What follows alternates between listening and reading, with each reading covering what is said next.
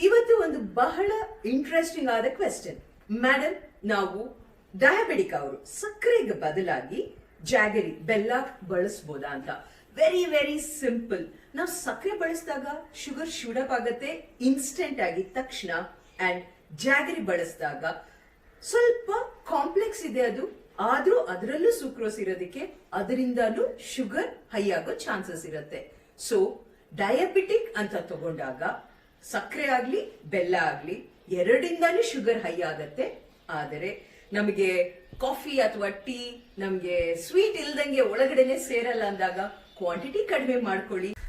ನಮ್ಮ ಆಯುರ್ವೇದದಲ್ಲೂ ಅಷ್ಟೇ ಮಧುಮೇಹದವರಿಗೆ ಬೆಲ್ಲವನ್ನು they say that it is not a diabetic friendly food.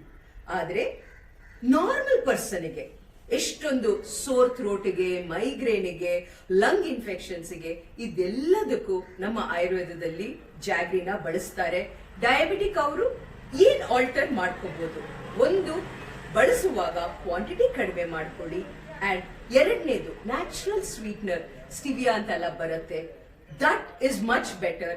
ಆದಷ್ಟು ಆರ್ಟಿಫಿಷಿಯಲ್ ಸ್ವೀಟ್ನರ್ಸ್, ಈ ಮಾತ್ರೆಗಳು, ಟ್ಯಾಬ್ಲೆಟ್ಸ್ಗಳು ಇಲ್ದಂಗೆ ನಿಮ್ಮ ಕಾಫಿ, ಟೀ, ನಿಮ್ಮ ಊಟದ ವಿಧಾನವನ್ನು ನೀವು ಬಳಸಿದಾಗ ನಿಮ್ಮ ಆರೋಗ್ಯಕ್ಕೆ ಬಹಳ ಒಳ್ಳೆಯದು. Thank you.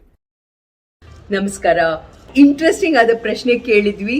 ಯಾಕಂದ್ರೆ ಸಾಕಷ್ಟು ಜನ ನಮ್ಮ ಕ್ಲೈಯಂಟ್ಸ್ ನಮ್ಮ ಅಲಾಮಿರಾಪ್ ನ್ಯೂಟ್ರಿಷನ್ ಬಂದಾಗ ನಮ್ಮ ಕೇಳುವಂತ ಪ್ರಶ್ನೆ, ಮೇಡಮ್ ನೀವೇನ್ ಡಯಟ್ ಹೇಳ್ತೀವಿ ಫಾಲೋ ಮಾಡ್ತೀವಿ, ಆದ್ರೆ ಖಂಡಿತವಾಗ್ಲೂ ನಾವು ಇದನ್ನೂ ಮಾಡಬೇಕಾ?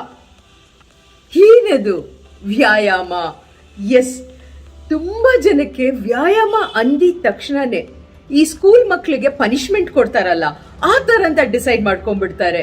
ಖಂಡಿತವಾಗ್ಲೂ ಅಲ್ಲ. ವ್ಯಾಯಾಮ ಅನ್ನೋದನ್ನ ನೀವು ಇಷ್ಟಪಟ್ಟು ಮಾಡ್ದಂಗೆ, ಕಷ್ಟಪಟ್ಟು ಅಯ್ಯೋ ನಾನು ಮಾಡಿಲ್ಲ ಅಂದ್ರೆ ನನಗೆ ವೆಯ್ಟ್ ಲಾಸ್ ಆಗಲ್ಲ ಅಂತ ಒಂದು ಚಿಂತೆ ಇಟ್ಕೊಂಡು ಮಾಡಿದಾಗ, ಯಾವುದೇ ಒಂದು ವಿಚಾರ ಇಷ್ಟಪಟ್ಟು ಮಾಡಲಿಲ್ಲ ಅಂದ್ರೆ ಅದು ಗ್ಯಾರಂಟಿ ಕಷ್ಟನೇ ಅನ್ಸುತ್ತಲ್ವಾ? ಸೊ ಮೊದಲನೇದಾಗಿ 2-3 ಇಂಪಾರ್ಟೆಂಟ್ ಪಾಯಿಂಟರ್ಸ್ ವ್ಯಾಯಾಮದ ಬಗ್ಗೆ ನಿಮ್ ಜೊತೆ ಶಾರ್ಟ್ ಅಂಡ್ ಸ್ವೀಟ್ ಆಗಿ ಹಂಚ್ಕೊತಾ ಇದ್ದೀನಿ.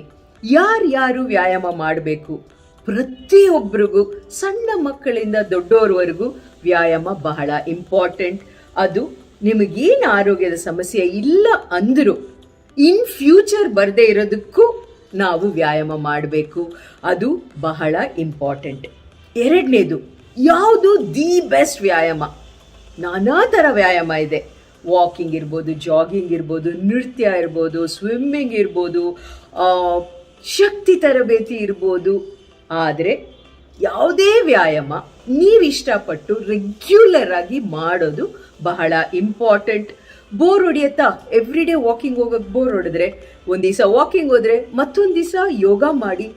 ಅಂಡ್ ಎಷ್ಟೊಂದು ಹೆಣ್ಮಕ್ಳು ನಾವು ಈ ಪ್ರಶ್ನೆ ಕೇಳಿದಾಗ ಯಾವುದು ನಿಮ್ಮ ಫೇವ್ರೆಟ್ ವ್ಯಾಯಾಮ ಅಂದಾಗ ಸೈಕ್ಲಿಂಗ್ ಅಂತ ಹೇಳಿದ್ದಾರೆ.